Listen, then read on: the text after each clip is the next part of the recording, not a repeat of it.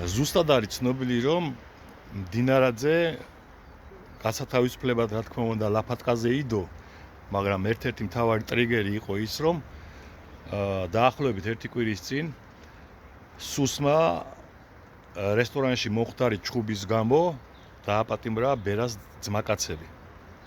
პირდაპირ აიყვანა. ანუ ჩათვალა მამუკა მდინარაძე, მე მაგარი ბიჭი ვარო და რესტორანში ჩხუბი ასე არ შეიძლებაო. და მეორე მხარეს ბერას ძმაკაცები ეჩხუბებდნენ კახი კალაძის ძმაკაცებს. ისინი არ დაუკავებია. მოკლედ ამასაც მოყვა ის, რომ ბერამ უთხრა მამამისმა პანღური დაადო მამუკა მდინარაძეს, ისაც გამზადებული ყავდა მიეცა მიზეზი. მაგრამ აქ თავად იცით რა არის? კახი კალაძის ძმაკაცები რატო არ დაიჭირა მამუკა მდინარაძემ? ანუ იკვრება ხო ეს წრედი. ბორია, შენც უნდა იცოდე რა ვიცი, თუ არ იცი ჯერ. კობახიძე, მდინარაძე და კახიკალაძე შეიკვრენ შენს წინააღმდეგ, იმიტომ რომ იციან სიკვდილის ბუზი აზით და რაც შეიძლება მალე გაგისტუმრონ შენ, ვიდრე შენ გაისტუმრებ მათ.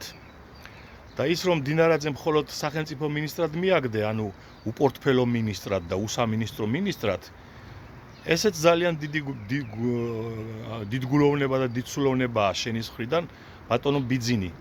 იმიტომ რომ გველი პირდაპირ სოროში უნდა ჩაკლა. ან ავანტყოფზეც იტყვიან ახლა. მაგრამ ამასაც გეტყვი, ავი შეიძლება არც იცი გიყვარს ქართული გამოთქმები. ავანტყოფი ლოგინში უნდა მოტყნაო.